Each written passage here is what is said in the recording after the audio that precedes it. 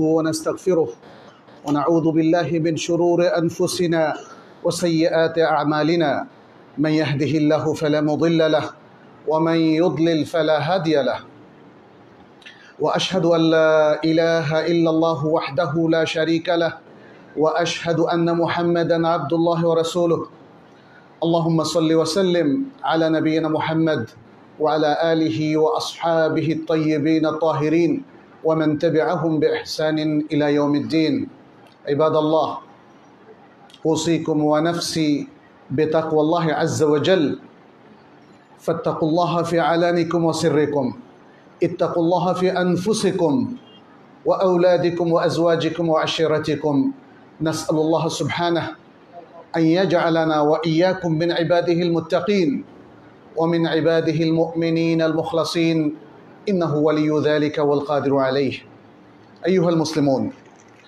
আল্লাহ সুবহানাহু ওয়া তাআলা আমাদেরকে যে দিন দিয়েছেন এবং যে দিনই ব্যবস্থা ইসলাম আমাদেরকে বিশ্ব মানবতাকে দিয়েছেন সেই দিনটা হলো দীনুল ইজ্জাহ ওয়া দীনুন নাসর ওয়া দীনুল ফাতহ। এটা হলো মান মর্যাদা, বিজয় এবং সফলতার একটা দিন। মানুষ তার দুনিয়া এবং আখিরাতের জীবনে সফলতা লাভ করবে এই দিনকে অনুসরণ করে। আল্লাহ সুবহানাহু ওয়া তাআলা এই দিনটাকে সেভাবেই এই পৃথিবীতে তার ওয়াহির মাধ্যমে পাঠিয়েছেন। এই দিনকে তিনি করেছেন দীনুর রাহমা, দীনুর রাফা, দীনুর রিফক ও দীনুল লিন, যাতে সকল মানুষ প্রত্যেক মানুষের সাথে সুন্দর এবং বিনয়ী আচরণ করে। সে শাসক হোক, সে সাধারণ মানুষ হোক, সর্বাবস্থায় এই দিনকে তিনি করেছেন দীনুল হক, দীনুল আদল, দীনুল ওয়াকিন, সত্যের দিন, আদল, ন্যায়পরায়ণ এবং ইনসাফপূর্ণ দিন, ইনসাফপূর্ণ জীবন ব্যবস্থা। এবং এই দিনকে তিনি করেছেন দীনুল সাআদাতি ওয়া দীনুল ফাউজ ওয়া দীনুল ফালাহ, সুখ শান্তি লাভের দিন, সাফল্য লাভের এবং বিজয় লাভের দিন এবং দিনই ব্যবস্থা। এজন্যই আল্লাহ সুবহানাহু ওয়া তাআলা তিনি মুমিনদের জন্য ওয়াদা করেছেন, সেই কথাটিও তিনি আল কোরআনের মধ্যে উল্লেখ করে দিয়েছেন। বলেছেন ওয়াদাল্লাহু আল্লাযীনা আমানু মিনকুম ওয়া আমিলুস সালিহাত লা ইস্তাখলিফান্নাহুম ফিল আরদি কামা ইস্তাখলাফাল লাযীনা মিন ক্বাবলিহিম ওয়া লা ইউমাক্কিনান্না লাহুম দীনাহুম আল্লাযী ইরতাদা লাহুম ওয়া লা ইউবাদদিলান্নাহুম মিন বা'দি খাউফিহিম আমনা ইয়াবুদুনানি লা ইউশরিকুনা বি শাইআ। আল্লাহ সুবহানাহু ওয়া তাআলা যারা তোমাদের মধ্য থেকে ঈমান পোষণ করে তাদেরকে প্রতিশ্রুতি দিয়েছেন এবং যারা আমলে সালেহ করে তাদেরকে প্রতিশ্রুতি দিয়েছেন যে অবশ্যই তিনি তাদেরকে জমিনে কর্তৃত্ব দান করবেন, যেমনিভাবে তাদের পূর্ববর্তীদেরকে কর্তৃত্ব দান করেছিলেন। এবং অবশ্যই তিনি তাদের দিনকে শক্তিশালী করবেন, যেই দিনটাকে তিনি মনোনীত করেছেন, এবং তাদের ভয়ভীতি এবং ত্রাসের পরে তাদেরকে নিরাপত্তা দান করবেন। তারা আমার ইবাদত করবে এবং আমার সাথে কাউকে শরীক করবে না। আল্লাহ সুবহানাহু ওয়া তাআলা তিনি আল আজিজ, আল কাহির, আল জব্বার, এই যে তার সিফাতগুলো, এই সিফাতগুলো আমাদের অনেকেই পড়েও না, জানেও না। সেই জন্য আমাদের ঈমান অনেক সময় দুর্বল হয়ে যায়। বিপদ, ষড়যন্ত্র, নানা প্রকার অপারেশন, জুলুম, নির্যাতনের স্টেম রোলার যখন কোনো জাতির উপর আসতে থাকে, দুর্বল ঈমানদাররা ঈমান থেকে বেরিয়ে যায়, তারা ধৈর্যের কথা ভুলে যায়। কিন্তু আল্লাহ সুবহানাহু ওয়া তাআলা তিনি কাহির, পরাক্রমশালী, আল আজিজ, মহাশক্তিধর, আল কাদির, সব কিছুর উপর তিনি ক্ষমতাবান, আল জব্বার, তার জাবারুত এবং তার নিয়ন্ত্রণ, তার শক্তির সামনে কোনো শক্তি পৃথিবীতে ধোপে টেকে না। তিনি তো সে মহাশক্তি যিনি ফেরাউন নমরুদের মতো আল্লাহদ্রোহীদেরকে ধূলিসাৎ করে দিয়েছেন, যুগে যুগে এরকম আরও বহু লোককে ধূলিসাৎ করেছেন। কিন্তু একটা সময় তাদেরকে তিনি ক্ষমতা দিয়েছেন যেন আল্লাহর বান্দাদের ঈমান তিনি পরীক্ষা করতে পারেন। এটা আল্লাহ তাআলার একটা সুন্নাহ সিস্টেম।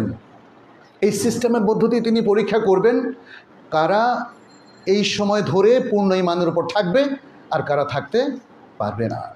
পরিশেষে বিজয় ঈমানদারদেরই হবে। সে কথাটিও তিনি বলে দিয়েছেন, কাতাবাল্লাহু লা আগলিবান্না আনা ওয়া রুসুলি। আল্লাহ তাআলা এটা লিখে দিয়েছেন, অবধারিত করে দিয়েছেন যে অবশ্যই আমি এবং আমার রাসূলগণই বিজয়ী হবেন। ইন্নাল্লাহা কাউইয়ুন আজিজ, নিশ্চয় আল্লাহ তাআলা শক্তিশালী এবং মহাপরাক্রমশালী। যারা আল্লাহকে ভালোবাসেন, যারা ঈমানদার, যারা মুত্তাকি, যারা আল্লাহর মুখলেস বান্দা, তারাই হচ্ছেন আল্লাহর ওয়ালি। আমাদের দেশে ওলিউল্লাহ ওলিউল্লাহ বলে, তাই না? যেই লোকরা শিরক করছে, বেদাত করছে, তারাও অনেক সময় দেখা যায় যে ওলিউল্লাহ। সুবহানাল্লাহ। এটা আমাদের শিক্ষার কুফল। প্রকৃত আল্লাহর ওয়ালি কারা, এইটা নির্ধারণ করতে আমরা অনেকেই ভুল করছি। আল্লাহর ওয়ালি তারাই যারা প্রকৃত ঈমানদার, যারা কোরআন সুন্নাহর প্রকৃত অনুসারী, যারা দ্বীনের সঠিক ইলমটাকে ধারণ করেন, লালন করেন এবং আমল করেন, এরা হলেন আল্লাহর ওয়ালি। আল্লাহর এই ওয়ালিদেরকে আল্লাহ তাআলা যুগে যুগে অনেক পরীক্ষার মধ্যে ফেলার পরেও তাদেরকেই বিজয়ের সুসংবাদ তিনি দেন। তিনি বলেছেন, ইয়া আইয়ুহাল্লাযীনা আমানু, ইয়া আইয়ুহাল্লাযীনা আমানু ইন তানসুরুল্লাহা ইয়ানসুরকুম ওয়া ইউসাব্বিত আকদামাকুম। হে ঈমানদার লোকেরা, যদি তোমরা আল্লাহকে সাহায্য করো, আল্লাহ তোমাদেরকে সাহায্য করবেন এবং তোমাদের পাগুলোকে দৃঢ় করবেন। এটা সরে যাবে না। শত্রুর ষড়যন্ত্রে, হত্যাকাণ্ডে, রক্তের হানাহানিতে এরা পিছপা হবে না। আল্লাহ মজবুত করে দিবেন তাদের পাগুলোকে। ওয়াল্লাযীনা কাফারু ফাতা'সাল লাহুম ওয়া আযাল্লা আ'মালাহুম। আর যারা কুফরি করে, মনে রাখবেন কুফরির যারা সহযোগী তারাও এর মধ্যে পড়বে। কাফের এবং পৌত্তলিকদের প্রতি যারা সহানুভূতি ব্যক্ত করে এবং তাদেরকে বন্ধু হিসাবে গ্রহণ করে, আল্লাহকে বাদ দিয়ে তাদের উপর নির্ভরতা স্থাপন করে, এই আয়াত তাদের ব্যাপারেও সব যুগে প্রযোজ্য, শুধু এই যুগে না, সব যুগে প্রযোজ্য। ওয়াল্লাযীনা কাফারু ফাতা'সাল লাহুম। আল্লাহ নিজেই তাদের ধ্বংসের বদদুয়া করছেন, তারা ধ্বংস হোক। যারা কাফের এবং কাফেরদের যারা সহযোগী, যারা পৌত্তলিক এবং পৌত্তলিকদের যারা সহযোগী, ওয়া আযাল্লা আ'মালাহুম, তাদের আমলকে আল্লাহ তাআলা বিনাশ করে দিবেন, নষ্ট করে দেবেন। আযাল্লা মানে এখানে হচ্ছে নষ্ট করে দেওয়া। তারা যাই কাজ করুক, উন্নয়নমূলক কাজ করুক, যাই করুক, সবটাই ভয়েড, ইনভ্যালিড। এটার কোনো মূল্য নেই। আল্লাহর কাছে যদি মূল্য না থাকে, তাহলে আল্লাহর বান্দাদের কাছে থাকবে? এটা মনে রাখবেন, মনে রাখবেন। যারা কাফের এবং কুফরের সহযোগী, এদের আমলের কোনো মূল্য নেই। অতএব এদেরকে ভ্যালু দেওয়া যাবে না। আল্লাহ সুবহানাহু ওয়া তাআলা তিনি মোমেনদেরকে যে যুগে যুগে পরীক্ষা করবেন, সেটাও কিন্তু কোরআনে বলে দিয়েছেন। আফসোস, আমরা অনেকে হয়তো পড়ি না, ফলে ইমানটা দুর্বল হয়ে যায়। দেখেন আল্লাহ কি বলছেন, আহাসিবান নাসু আন ইউতরাকু আন ইয়াকুলু আমান্না ওয়া হুম লা ইফতানুন। মানুষ কি ধারণা করে যে তাদেরকে ছেড়ে দেওয়া হবে? এ কথা বললে যে আমরা তো ঈমান এনেছি, আমরা ঈমান এনেছি, আল্লাহ আমাদেরকে ছেড়ে দাও। না, ছেড়ে দেওয়া হবে না। আর তাদেরকে কোনো ফিতনায়, ট্রায়ালের মধ্যে ফেলা হবে না। আল্লাহ তাআলা বিনা ট্রায়ালে মুমিনদেরকে পার করে দেবেন এমন কোনো ওয়াদা করেননি, সেটা তিনি এখানে বললেন। ওয়ালাকাদ ফাতান্নাল্লাযীনা মিন ক্বাবলিহিম ফালা ইয়া'লামান্নাল্লাহু আল্লাযীনা সাদাকু ওয়া লা ইয়া'লামান্নাল কাযিবিন। অবশ্যই আমরা তাদের পূর্ববর্তীদেরকে পরীক্ষার মুখোমুখি করেছিলাম, পরীক্ষায় ফেলেছিলাম, ফিতনায় ফেলেছিলাম। অবশ্যই তাদের মধ্যে কারা সত্যবাদী আর কারা মিথ্যাবাদী সেটা আল্লাহ জানবেন। আল্লাহ তো এমনি জানেন, কিন্তু আসলে আল্লাহ তাআলা মানুষের কার্যক্রমের মধ্য দিয়ে সত্যবাদী এবং মিথ্যাবাদী, প্রকৃত মুখলেস এবং মুনাফিক, এদের মধ্যে পার্থক্য সূচনা করতে চান, যাতে জগতের মানুষ বুঝতে পারে এবং আল্লাহও তাদের সঠিক বিচার করেন, তাদের উপর হুজ্জতটা কায়েম হয়ে যায়। আল্লাহ সুবহানাহু ওয়া তাআলা আরও বলেছেন, আম হাসিবতুম আন তাদখুলুল জান্নাতা ওয়ালাম্মা ইয়াতিকুম মাতালুল লাযিনা খালাউ মিন ক্বাবলিকুম, তোমরা কি ধারণা করছো যে তোমরা জান্নাতে প্রবেশ করে ফেলবে, জান্নাতে ঢুকে যেতে পারবে, অথচ তোমাদের কাছে আসেনি সেই সমস্ত লোকদের দৃষ্টান্ত বা সেই সমস্ত লোকদের মতো অবস্থা যারা তোমাদের আগে অতিবাহিত হয়েছে। মাসাতহুমুল বাসা ওয়াদ-দাররা ওয়া যুলজিলু হাত্তা ইয়াকুলার রাসূলু ওয়াল্লাযীনা আমানু মাআহু মাতা নাসরুল্লাহ, তাদের দুঃখ কষ্ট তাদেরকে পেয়ে বসেছিল, তারা প্রকম্পিত হয়েছিল, কঠিন এক জীবনের মধ্যে তারা পড়ে গিয়েছিল। এমনকি রাসূল এবং তার সাথে যারা ঈমান পোষণ করতেন তারা বলেছিলেন আল্লাহর কাছে হাত উঠিয়ে যে মাতা নাসরুল্লাহ, আল্লাহ তোমার সাহায্য কবে আসবে। এটা পৃথিবীর ইতিহাস, আল কোরআন সেই ইতিহাসটা আমাদের সামনে তুলে ধরছে। আলা ইন্না নাসরাল্লাহি করিব, জেনে রাখো নিশ্চয় আল্লাহ সাহায্য নিকটবর্তী, নিশ্চয় আল্লাহ সাহায্য নিকটবর্তী। সুহাইব বিন সিনান রাদিয়াল্লাহু তাআলা আনহুর একটা হাদিস এখানে উল্লেখ করি। তিনি বলছেন, নবী সাল্লাল্লাহু আলাইহি ওয়াসাল্লাম বলেন, আজাবান লিআমরিল মুমিন, মুমিনদের বিষয়টা খুবই বিস্ময়কর। ইন্না আমরাহু কুল্লাহু খায়র, তার প্রত্যেকটা বিষয়ই কল্যাণমুখী, কল্যাণজনক, তার প্রত্যেক অবস্থাই কল্যাণজনক। যালিকা লিআহাদিন ইল্লা লাইসা ওয়ালাইসা যালিকা লিআহাদিন ইল্লা লিল মুমিন, এটা মুমিন ছাড়া আর কোনো মানুষের ক্ষেত্রে প্রযোজ্য না। পৃথিবীর আর সবার সব অবস্থা ভালো না, কিন্তু মুমিনদের সব অবস্থা ভালো। এটা রাসূল সাল্লাল্লাহু আলাইহি ওয়াসাল্লাম ব্যাখ্যা করলেন কি, ইন আসাবাতহু সাররা শাকার, যদি তার বিপদ আসে, অত্যাচারের স্টিম রোলারে সে নিষ্পেষিত হয়, এটা হচ্ছে পরে বলেছেন ইন আসাবাতহু দাররা সাবার। প্রথম হচ্ছে যদি তার ইন আসাবাতহু সাররা, তার খুশির কোনো বিষয় হয়, তার বিজয় অর্জিত হয়, আনন্দমুখর কোনো সংবাদ তার কাছে আসে, তাহলে সে শুকর করে, সে কিন্তু আল্লাহকে ভুলে যায় না, সে আল্লাহমুখী হয়। কারণ আল্লাহই তাকে নেয়ামত দিয়েছেন এবং আল্লাহই তাকে আনন্দ দিয়েছেন, নেয়ামত দিয়েছেন, বারাকা দিয়েছেন, রহমত দিয়েছেন, তৌফিক দিয়েছেন, বিজয় দিয়েছেন। ফাকানা খায়রাল্লাহ, তাহলে এই অবস্থা তার জন্য উত্তম হয়। ওয়া ইন আসাবাতহু দাররা, আর যদি তার উপর বিপদ হয়, সবার, সে সবর করে। সে কিন্তু বলে না আল্লাহ তুমি কোথায়, তুমি থাকলে আমার এই অবস্থা কেমনে হয়, আল্লাহ তুমি কথা শুনছো না কেন, এরকম অভিযোগ অভিমান করে না। আমরা জানি বিভিন্ন বিপদে অনেকেই অভিযোগগুলো আল্লাহর কাছে করে থাকেন।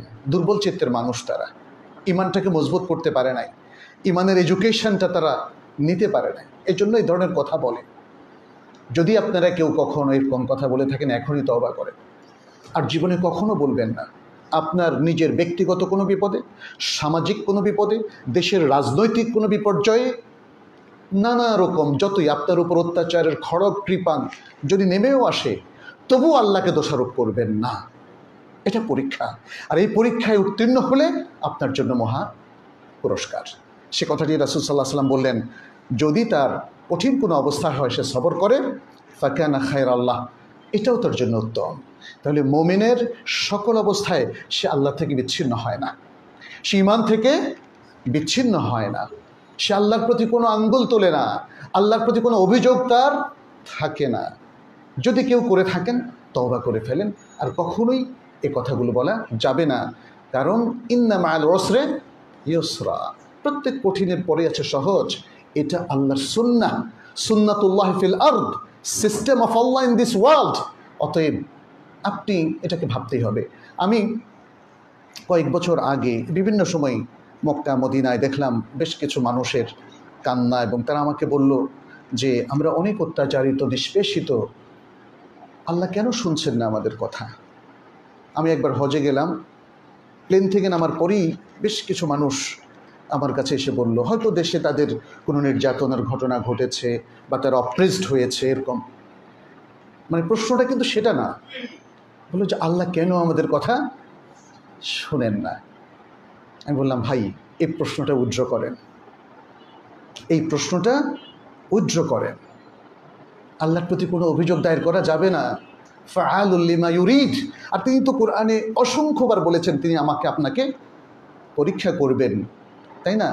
আল্লাহ তো সূরা আল বাকারা বলেছেন, তিনি বলছেন আমরা অবশ্যই তোমাদেরকে পরীক্ষা করব, জান দিয়ে, মাল দিয়ে, ক্ষুধা দিয়ে, হ্যাঁ, খাদ্যদ্রব্যের স্বল্পতা দিয়ে, বলেছেন না? তাহলে আপনার আমার দরকার হচ্ছে সবর করা। ব্যাস।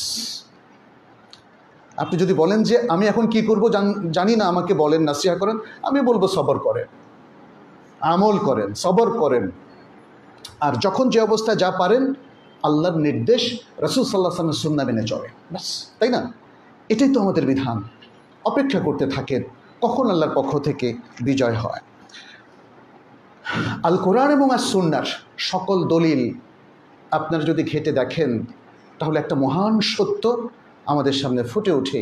আমাদের অনেক ওলামায়ে কেরাম এই কথাগুলো উল্লেখ করেছেন, ইন্নাল্লাহা ইউমহিল লা ইউহমিল, ইন্নাল্লাহা ইউমহিল লা ইউহমিল। আল্লাহ ছাড় দেন, ছেড়ে দেন না। আল্লাহ ছাড় দেন, ছেড়ে দেন না। ওয়ায়ামুদ্দুহুম ফি তুগয়ানিহিম ইয়ামাহুন। কোরআন সুন্নাহ বিরোধী যে কোনো শক্তি, সে হোক কুফরি শক্তি, ও তলিকদের শক্তি, অথবা মুসলিমদের মধ্যে ঘাপটি মেরে থাকা অপশক্তি, আল্লাহ তাআলা এগুলোকে দূরীভূত করবেনই।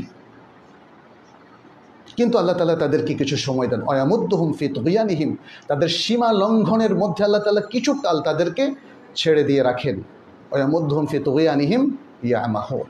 কিন্তু পরিশেষে ফেরাউনের কি দশা হয়েছিল, হামানের কি দশা হয়েছিল, কারুনের কি দশা হয়েছিল, তাই না? এভাবে পৃথিবীর ইতিহাসের সবারই একই দশা। এবং সেই কথাটা আল কোরআনের সূরা ইব্রাহিমের মধ্যে আল্লাহ তাআলা এত সুন্দর করে বললেন, আমি সেটা একটু আপনাদের সামনে তুলে ধরতে চাই।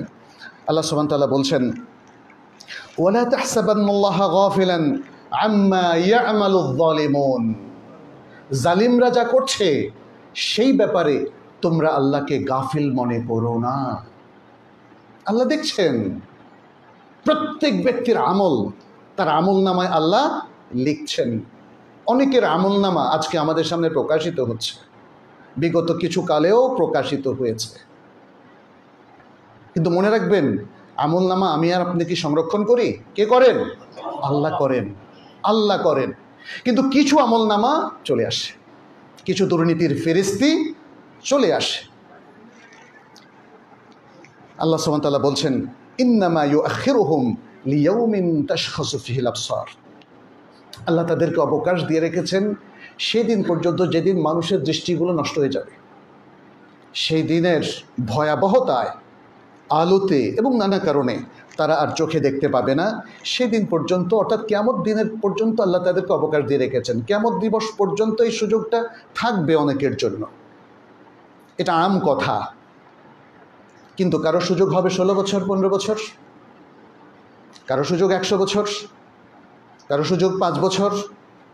এটা আল্লাহ যাকে যেভাবে সুযোগ দেন, ব্যক্তি পর্যায়ে, দলীয় পর্যায়ে, রাজনৈতিক পর্যায়ে সুযোগটা কিন্তু কিয়ামত পর্যন্ত না। এটা মনে হয় ভুলে যায় মানুষ। কেউ কেউ ভেবেছে না কিয়ামত পর্যন্ত। আল্লাহর এই আয়াত দিয়ে হয়তো দলিল, এই যে আল্লাহ কিয়ামতের কথা বলেছেন, অতএব আমার পতন এখন হবে না। কিন্তু আল্লাহ এখানে আম কথা বলেছেন। কিন্তু পৃথিবীর ইতিহাস প্রমাণ করে পতন যে কোনো সময় চলে আসতে পারে। ভয়াবহ যে কোনো এক নায়ক, যে কোনো দুর্নীতিগ্রস্ত, ক্ষমতাশীল, দাম্ভিক মানুষের পতন যে কোনো সময়। আসলে পৃথিবীতে এই দাম্ভিক মানুষরাই সবচেয়ে বেশি পতনমুখ।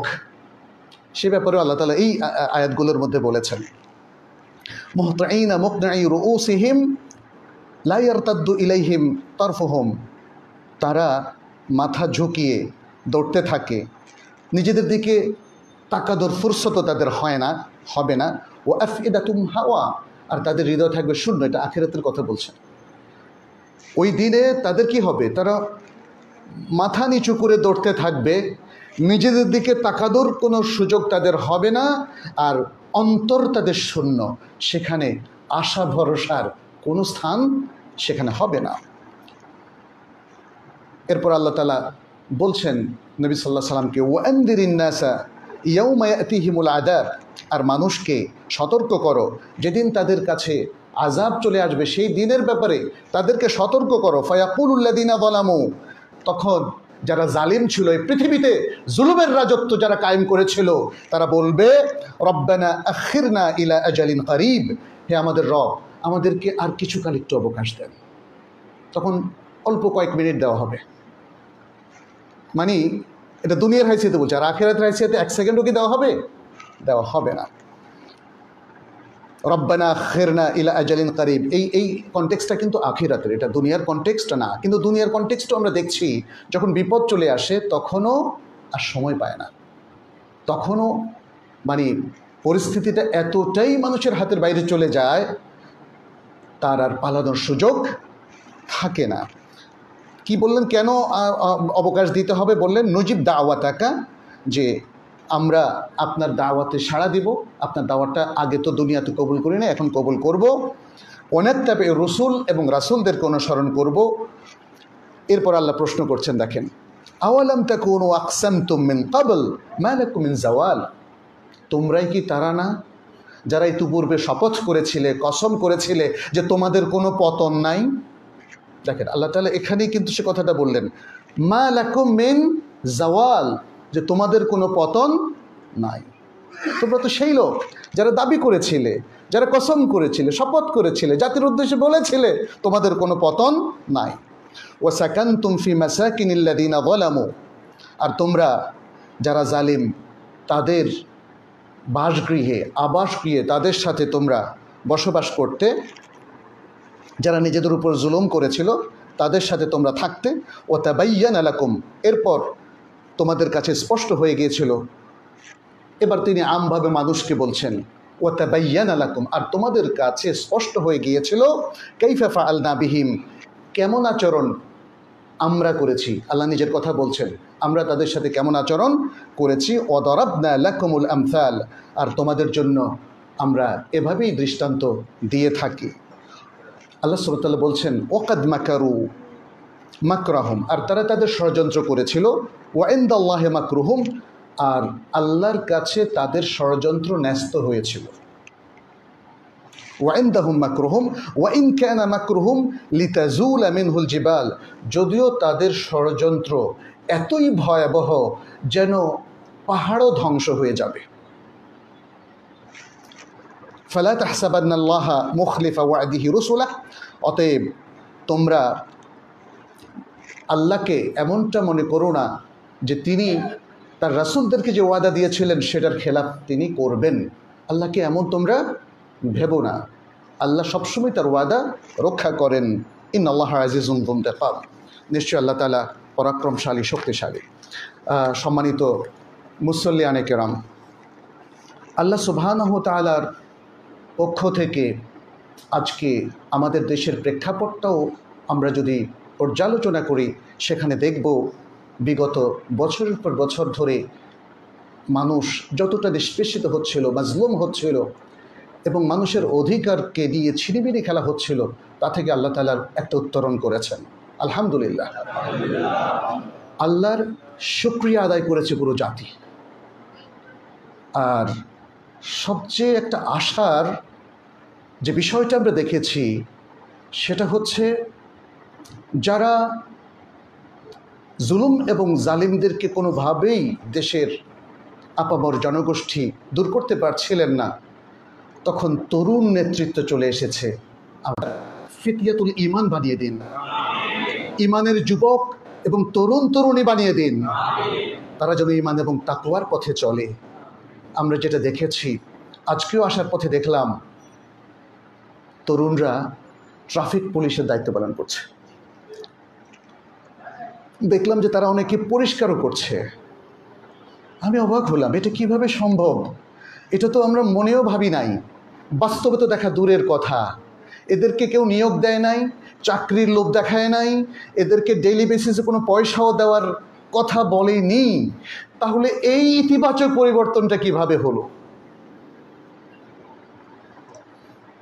এত সুন্দর চরিত্র কি করে তাদের হয়ে গেল? আল্লাহু আকবার। এতে বোঝা গেল যে মানুষ যদি সত্য চেতনায় উদ্বুদ্ধ হয়। আর সবচেয়ে বড় সত্য হচ্ছে আল্লাহ সুবহানাহু ওয়া তাআলা, সবচেয়ে বড় সত্য হচ্ছে ইসলাম, সবচেয়ে বড় সত্য হচ্ছে আল কোরআন, সবচেয়ে বড় সত্য হচ্ছে সুন্নাহ। ইসলামের এই কালোজয়ী আদর্শের চাইতে সত্য পৃথিবীতে আর কিছু নেই। যদি মানুষ তাতে উদ্বুদ্ধ হয় তাহলে সমাজটা পাল্টে যাবে। আমরা তো আল্লাহর কাছে পাওয়ার জন্যই কাজ করি, দুনিয়া পাওয়ার জন্য না। আমার বিশ্বাস আজকের তরুণরা জেগে উঠেছে। এই তরুণদেরকে যদি আজকে ওলামায়ে কেরাম, ইমাম খতিব এবং ইসলামিক স্কলাররা সঠিকভাবে তাদের সাথে বন্ধুত্ব করতে পারে, মাসালা মাসাইলের মধ্যে নিজেদেরকে আবদ্ধ না রেখে এবং ঝগড়া বিবাদে নিজেদেরকে আবদ্ধ না রেখে যদি তরুণদের পাশে দাঁড়ায় মুরব্বীর মতো, তাহলে তরুণরা কখনো পথ হারাবে না ইনশাআল্লাহ, এবং তারা সুন্দরভাবে এগিয়ে যেতে পারবে। তরুণ নেতৃত্ব আমাদেরকে আরও ইসলামের মহান সব বিজয়ের কথা স্মরণ করিয়ে দেয়। ইসলামের বড় বড় বিজয়ে তরুণদের বিশাল ভূমিকা ছিল। পৃথিবীর সর্বকালের সর্বশ্রেষ্ঠ সেনাপতি খালিদ বিন ওয়ালিদ, তিনি তরুণ সেনাপতি ছিলেন। তরুণ 32, 33, 35 এই ধরনের বয়স ছিল তার। উসামা বিন যায়েদ, যাকে রাসূল সাল্লাল্লাহু আলাইহি সাল্লাম তার মৃত্যুর আগে সেনাপতি নিয়োগ দিয়েছিলেন, কে দিয়েছিলেন? রাসূল সাল্লাল্লাহু আলাইহি সাল্লাম। তখন তার বয়স কিন্তু অনেক, 60 নবী সাল্লাল্লাহু আলাইহি সাল্লাম তরুণকে পছন্দ করতেন। তরুণদের শক্তিতে তিনি আস্থাশীল ছিলেন। তরুণদেরকে রাসূল সাল্লাল্লাহু আলাইহি সাল্লাম কখনোই অবজ্ঞা করেন নাই। আপনারা রাসূল সাল্লাল্লাহু আলাইহি সাল্লামের হাতে গড়া তরুণ স্কলারদের কথা জানেন? আব্দুল্লাহ ইবনে আব্বাস, তরুণ সাহাবী, পৃথিবীর ইতিহাসে কোরআনের সবচেয়ে বড় স্কলার। আব্দুল্লাহ ইবনে ওমর ইবনুল খাত্তাব রাদিয়াল্লাহু তাআলা আনহুমা, পৃথিবীর ইতিহাসে হাদিসের সবচেয়ে বড় স্কলার এবং হাদিস অনুসরণ করার সবচেয়ে বড় গুরুত্ব দেওয়ার মতো ব্যক্তি। তার চাইতে হাদিসের অনুসরণ করার জন্য প্রত্যেকটা জায়গায় জায়গায়, প্রত্যেকটা হারাকাত, প্রত্যেকটা মুভমেন্টে তিনি রাসূল সাল্লাল্লাহু আলাইহি ওয়াসাল্লামকে অনুসরণ করতেন। আব্দুল্লাহ ইবনে মাসউদ, তরুণ ফাকিহ।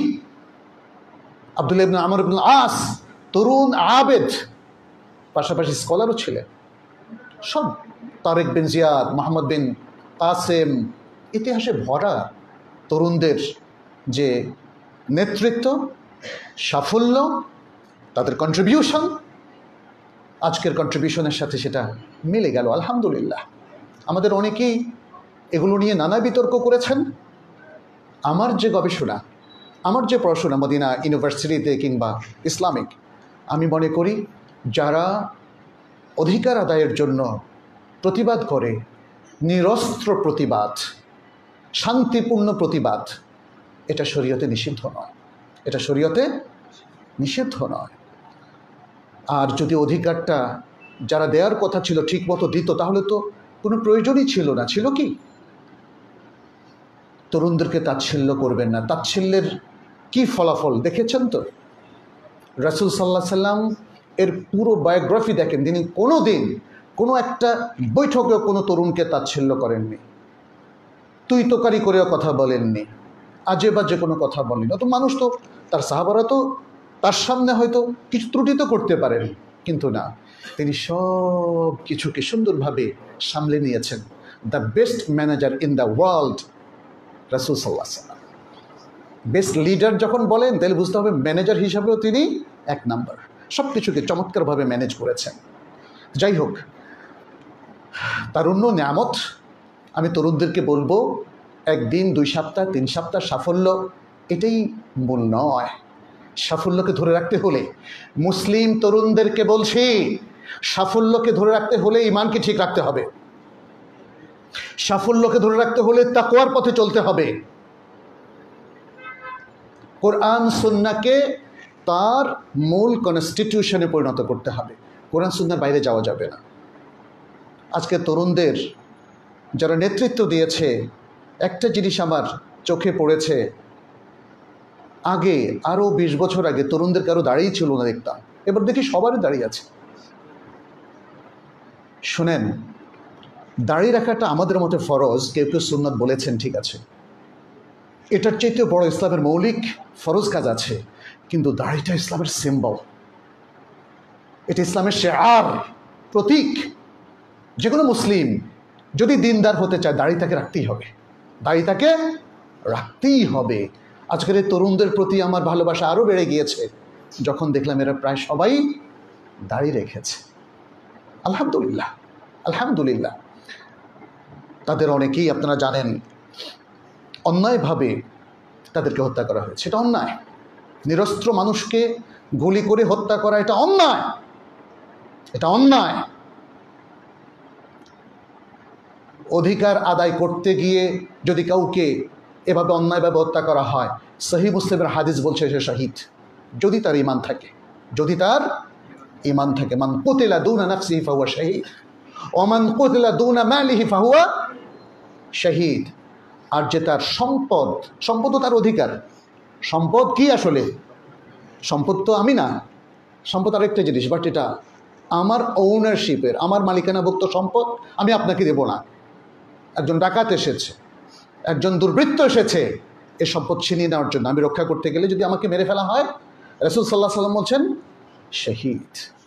একজন আমাকে আক্রমণ করতে এসেছে, আমি কিন্তু কোনো অপরাধ করি নাই, আমি আমার বৈধ অধিকারটা চাচ্ছি, আমাকে জোর করে হত্যা করা হলো, রাসূল সাল্লাল্লাহু আলাইহি ওয়াসাল্লাম বলছেন তিনিও শহীদ। তবে একটা শর্ত থাকবে, তার ঈমান থাকতে হবে, মৃত্যুর সময় তার ঈমান থাকতে হবে।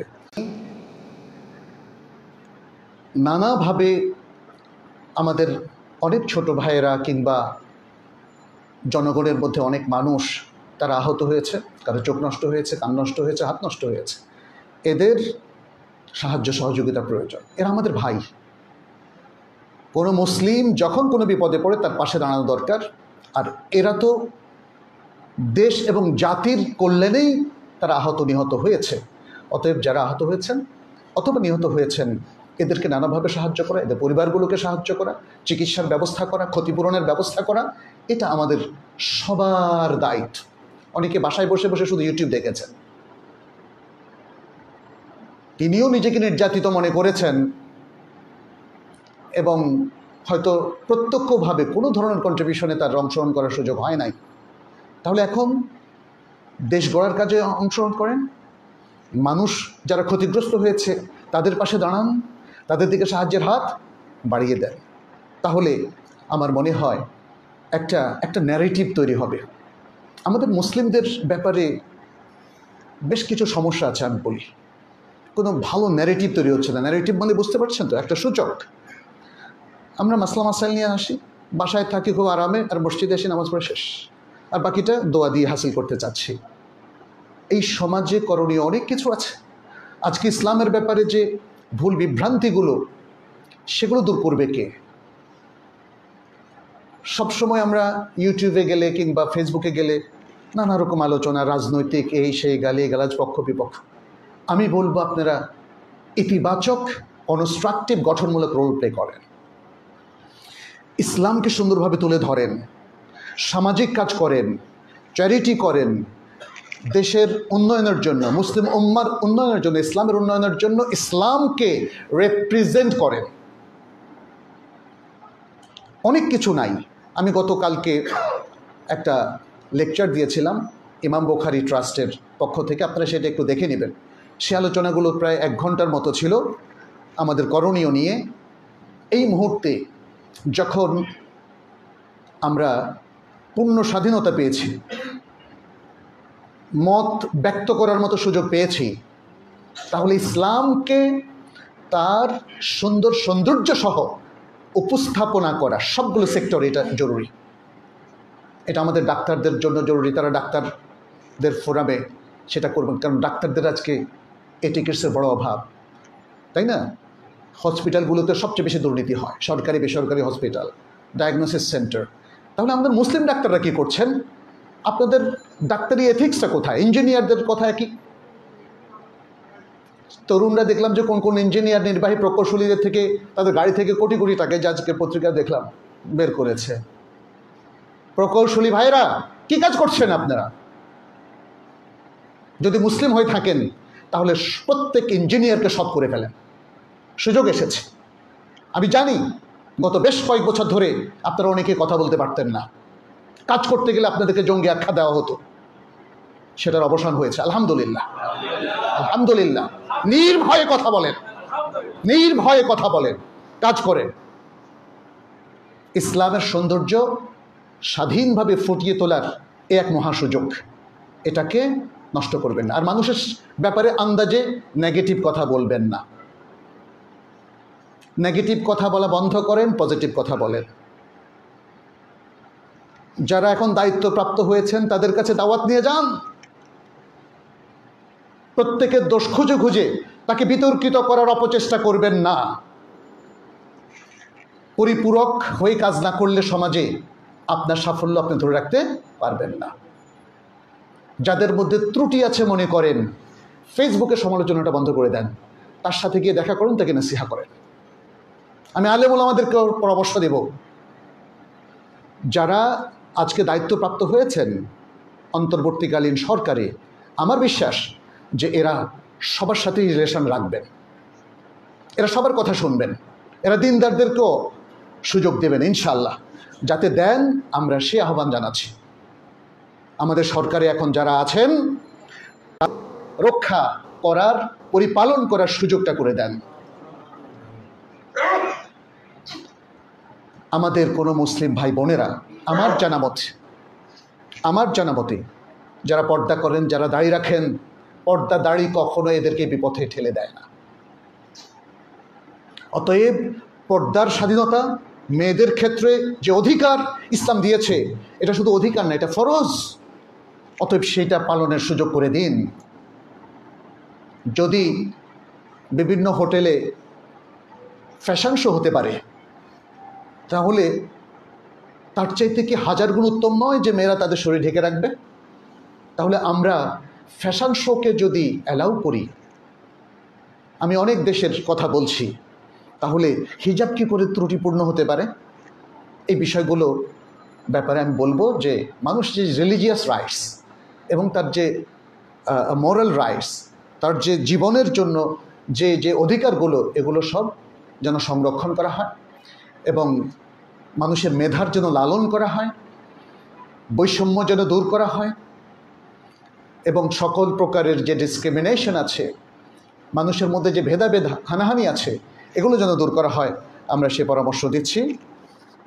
আর পাশাপাশি আরেকটা কথা বলবো, যেহেতু আপনারা জানেন সূরাতুন নাসর, বিসমিল্লাহির রহমানির রহিম, ইযা জাআ নাসরুল্লাহি ওয়াল ফাথ ওয়া রাআইতান নাসা ইয়াদখুলুনা ফি দীনিল্লাহি আফওয়াজা ফাসাব্বিহ বিহামদি রাব্বিকা ওয়াস্তাগফির ইন্নাহু কানা তাওয়াবা। দেখেন এখানে ছোট্ট একটা সূরার মধ্যে আল্লাহ সুবহানাহু ওয়া তাআলা বিজয় অর্জিত হলে কি করতে হবে সেটা বলে দিয়েছেন। এখানে বলা হচ্ছে ফাসাব্বিহ, তোমার রবের প্রশংসা করো, তোমার রবের প্রশংসা করো। আমাদের দেশ মুসলিম জনসংখ্যাগরিষ্ঠ দেশ। আমি বিনীতভাবে অনুরোধ করব, আল্লাহর প্রশংসা করতে কেউ ভুলে যাবেন না। আমাদের সরকারে যারা আছেন তাদেরকেও বলবো, আল্লাহর প্রশংসা করতে ভুলে যাবেন না। আপনারা অনেকেই এই বিজয়কে দ্বিতীয় স্বাধীনতা বলে উল্লেখ করেছেন। যদি তাই হয়, আল্লাহকে ভুলে যাবেন না, আল্লাহর দেয়া কর্তব্যকে ভুলে যাবেন না। আর ভুল বিভ্রান্তি হতেই পারে, সেজন্য কি করবেন? ইস্তেগফার করতে হবে। ফাসাব্বিহ বিহামদিকা ওয়াস্তাগফির। নবী সাল্লাল্লাহু আলাইহি সাল্লাম তো কোনো ভুল করেন নাই, তারপরেও আল্লাহ তাআলা তাকে বলছেন প্রশংসা করো, তাসবিহ পাঠ করো আর ইস্তেগফার করো। আসলে এই সিস্টেমটাই মানুষকে সৎ করে রাখবে। আমরা জাতির সকল মানুষ তাদের প্রতি তাকিয়ে আছি, তারা দেশটাকে সুন্দরভাবে চালাবেন। আর এটা যেহেতু সংখ্যাগরিষ্ঠ মুসলিম দেশ, ইসলামের সকল অধিকার তারা সংরক্ষণ করবেন, মুসলিমদেরকে বুক ফেলিয়ে দিন চর্চার সুযোগ তারা দেবেন এবং ইসলামের নানা গবেষণা প্রতিষ্ঠান গড়ে উঠবে সিরার গবেষণা কেন্দ্র, কোরআন গবেষণা কেন্দ্র, সুন্নাহর গবেষণা কেন্দ্র, আল কোরআন ভিত্তিক ইউনিভার্সিটি এদেশে হবে, আমরা সে আশা পোষণ করি। এবং আপনাদেরকেও বলবো, অনেক কাজ আছে, এই কাজগুলোর প্রতি মনোনিবেশ করুন, পজিটিভলি কাজ করুন, নেগেটিভ জিনিসগুলোকে একপাশে সরিয়ে রাখুন, তবে সতর্ক থাকতে হবে। মনে রাখবেন, মুসলিমদের কোনো বিজয়ে অমুসলিমরা বা ইসলাম বিরোধী যারা, তারা কোনোদিন সন্তুষ্ট থাকে না। তারা তাদের ষড়যন্ত্রের হাত কোনোদিন গুটিয়ে নেবে না, সেটা চলতেই থাকবে। অতএব আমাদেরকে সতর্ক থাকতে হবে, আমাদেরকে সতর্ক থাকতে হবে। শুধু পজিটিভ দায়িত্ব পালনই যথেষ্ট নয়, পাশাপাশি সতর্ক থেকে সে সমস্ত ষড়যন্ত্র যেন কার্যকর হতে না পারে, সেই বিষয়টা মনে রাখতে হবে। আল্লাহ আমাদের সবাইকে তৌফিক দান করুন। আল্লাহ আমাদের উপর রহমত এবং বারাকা নাজিল করুন। আমাদেরকে তিনি যে নিয়ামত দিয়েছেন, সেই নিয়ামতটাকে কাজে লাগানোর তৌফিক আমাদেরকে দান করুন। আকুলু কাউলি হাযা ওয়া আস্তাগফিরুল্লাহ লি ওয়া লাকুম ওয়া লিসাইরিল মুসলিমিন ফাস্তাগফিরুহু ইন্নাহু হুয়াল গফুরুর রহিম।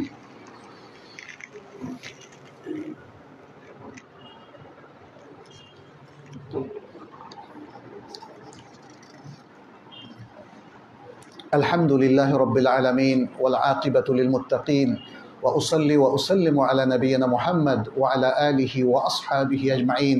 আইয়ুহাল মুসলিমুন, উসিকুম ওয়া নাফসি বিতাকওয়াল্লাহি আযজা ওয়া জাল ওয়া বিত্তিবা'i সুন্নতি নাবিয়িনা মুহাম্মাদিন সাল্লাল্লাহু আলাইহি ওয়া সাল্লাম। اللهم تقبل منا إنك أنت السميع العليم وتب علينا إنك أنت التواب الرحيم. عباد الله, আল্লাহ সুবহানাহু ওয়া তাআলার অপার শুকরিয়া আদায় করছি, যিনি আজকের এই প্রেক্ষাপটে একটা নতুন দিগন্ত আমাদের সামনে উন্মোচিত করে দিয়েছেন। আলহামদুলিল্লাহ।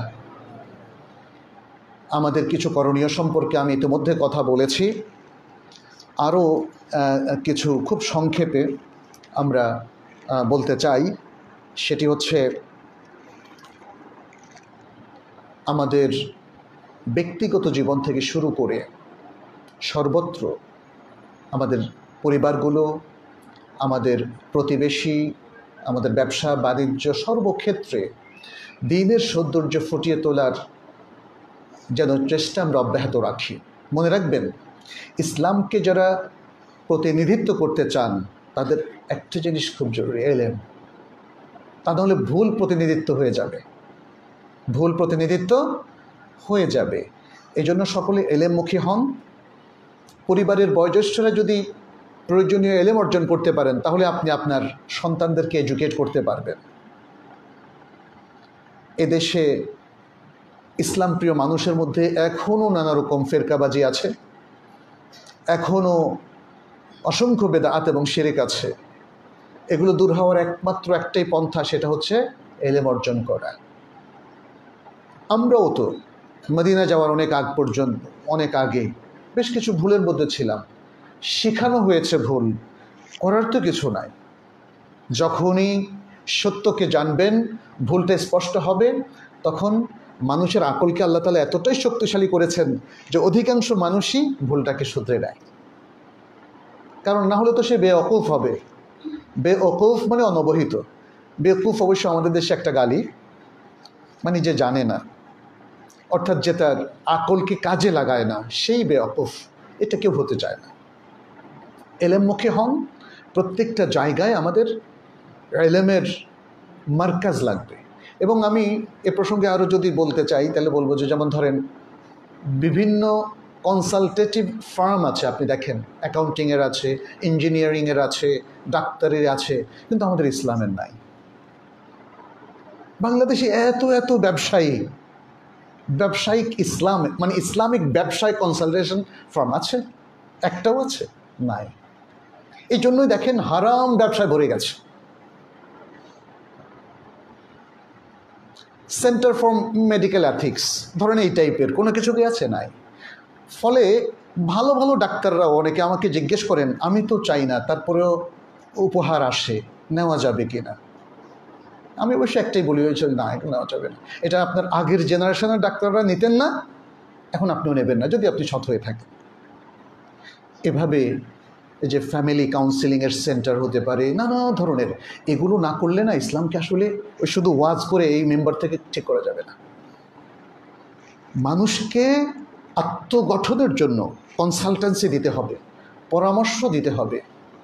মানসিক স্বাস্থ্যকেন্দ্রগুলো দেখছেন না কীভাবে নিবিড়ভাবে তারা সেবাটা দিচ্ছে, এরকম ইসলামিক সেবাটা দিতে হবে, এরকম ইসলামিক সেবাটা দিতে হবে। তাহলেই দেখবেন যে পুরো দৃশ্যপট পাল্টে যায়। এই সুযোগটা গ্রহণ করুন, আমি সেদিকে আহ্বান জানাচ্ছি।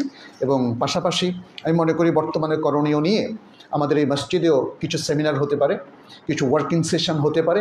কারণ খুতবায় তো সব বলা যায় না, খুতবা তো সংক্ষিপ্ত। এমনি আজকে অনেক লেট করে ফেলেছি, আমি প্রায় 15-20 মিনিট বেশি সময় নিয়েছি, সেই জন্য খুবই দুঃখিত। কিন্তু কথাগুলো আমি বলতে চাচ্ছিলাম, এই যে আমাদের প্রতিষ্ঠানগুলো, মসজিদ, এগুলোকেও আপনার শুধু উপাসনালয় এর মধ্যে সীমাবদ্ধ না রেখে জ্ঞান কেন্দ্র হিসাবে, রিসার্চ সেন্টার হিসাবে এগুলোকে কাজে লাগাতে হবে। আমাদের কি করণীয়, আমাদের মুসল্লিদের কি করণীয়, আমাদের ডাক্তারদের কি করণীয়, ইঞ্জিনিয়ারদের কি করণীয়, ড্রাইভারদের কি করণীয়, এগুলো সম্পর্কে একটু আমাদেরকে সজাগ হতে হবে। ড্রাইভারদেরকে নিয়ে বলি, যেমন ধরেন বাংলাদেশে ড্রাইভার নিয়ে আপনাদের এত সমস্যা, উল্টাপাল্টা গাড়ি পার্কিং করে, বাসগুলো তেলসাভাবে রাখে, কিন্তু ড্রাইভারকে নিয়ে কোনো ইসলামিক প্রতিষ্ঠানকে আজ পর্যন্ত দেখলাম না তাদেরকে এথিক্স এবং এটিকেটস শেখাতে। আমি বিআরটির প্রশিক্ষণ বিভাগের ডিরেক্টরের সাথে কথা বলেছি যে আমি অনেকগুলো তাদের জন্য নির্দেশনামূলক কিছু লেকচার তৈরি করে দেবো সারা বাংলাদেশে, তারা সেটা ছড়িয়ে দেবে। তারা রাজি হয়েছেন আলহামদুলিল্লাহ, ওনার ব্যক্তিগত কারণে। এখন মনে হয় সে সুযোগটা আরও বেশি। এই যে ড্রাইভাররা ঠিক না, তারা এসে কিন্তু তাদেরকে এডুকেট করার জন্য কোনো ধর্মীয় প্রতিষ্ঠান থেকে আসলো না। এই মসজিদেও তো মানে ধরেন এই মসজিদ বা অন্য যে কোনো মসজিদ, আমরা তো বলি না যে ভাই 500 ড্রাইভারকে নিয়ে একটা সেশন করি, ওদেরকে একটু বোঝাই, আল্লাহর ভয় দেখাই। আপনারা কি জানেন কি না, ট্রাফিক লাইটের রেড লাইটটা ক্রস করা, এটা সৌদি আরবে ওলামা কেরাম হারাম বলেছেন। কেন হারাম তা তো জানেন, কারণ আপনি ওটা ক্রস করার সাথে সাথে একটা অ্যাক্সিডেন্ট হবে, তার মানে হচ্ছে আপনি নিজের এবং অনেক মানুষের মৃত্যুর কারণ হয়ে গেলেন।